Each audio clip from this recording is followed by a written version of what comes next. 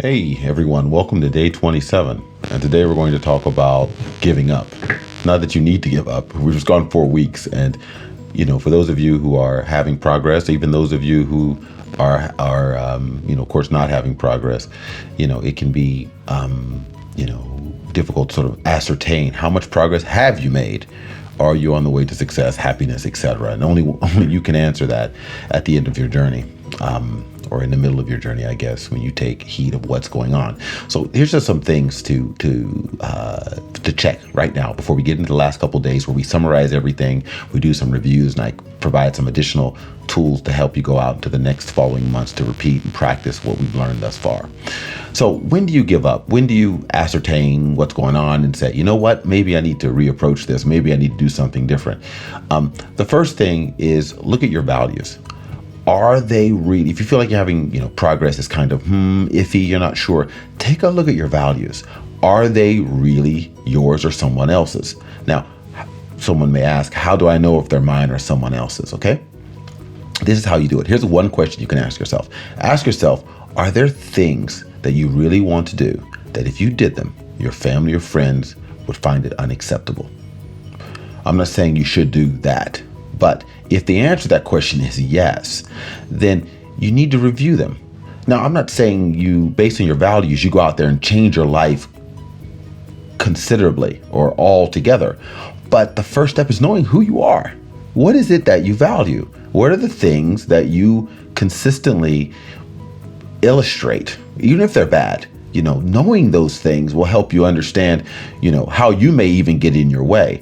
So we're just about understanding who you are. Look at those values and say, okay, if I did this, if I changed my job, if I did this, if I did that, if I, would my family and friends, the real ones, the real people who are really close to you, would they accept this? Right? Important question. The next is wrong stakeholders. You may be keeping notes and saying, okay, how am I doing? But you know what? This person's really not responding. My relationship's not getting better with this boss or whatever. And you need to understand, are you choosing the right audience? For instance, if you do choose your boss, but you're doing the wrong job, you're not in the right career, you're not in the right place for yourself, why is your boss a stakeholder? Perhaps they're the wrong stakeholder. Of course, they're important, and we all think about our bosses when it comes to salaries and approvals and things of that nature. But for the goals that are key to you as an individual personally, these are, what's the term? Maybe the wrong stakeholder altogether. Or, you choose your friends as your stakeholders, but they're not the ones who are going to be, buying your product or marketing things for you or even support you. So, you may not be able to, you may have the wrong stakeholders listed. I'll give you an example of mine. As you'll see, my values, right? There's 5 of them, and I'll use one, for instance. One is called courage, bravery. I know it sounds great, but no, I don't even mean it in the most positive way. Sometimes you wind up being stupid and brave, saying things that you shouldn't because it may get you in trouble, may get you fired, etc. Values. I will usually be the first person to raise my hand. If I don't believe in something, I may be the first person to say it. Or even if I'm not, I want to be, right? And consistently I've done that, right? Now, who's a stakeholder for that? Right? Who's a stakeholder to help me leverage that? Now, courage and bravery, or that type of thing, are things where you're trying to help someone be, it took a lot of analysis here, but someone wants to do something different. Someone wants to be, do something new with their life. You can inspire them, right? You can help them become brave. Bravery doesn't mean you illustrate bravery, but it's also something that you want to instill in others, that you want others to feel. That's one of my values.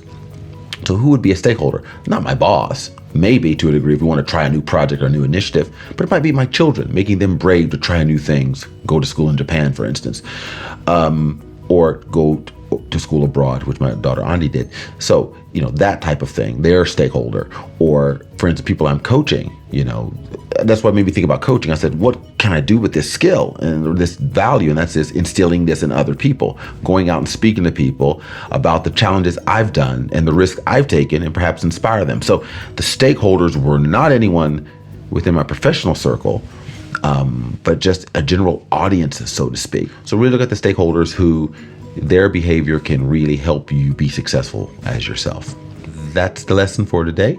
Please take an assessment. The last, from tomorrow onwards, we're going to talk more in general, more Q&A, more ideas about how to consistently, once you've figured out who you are, once you have your crew, once you've started making progress, what are the things to be careful of? What are other additional activities you can do to strengthen your position and strengthen your resolve to be the person you wish to be? So have a good one, and I'll talk to you again tomorrow.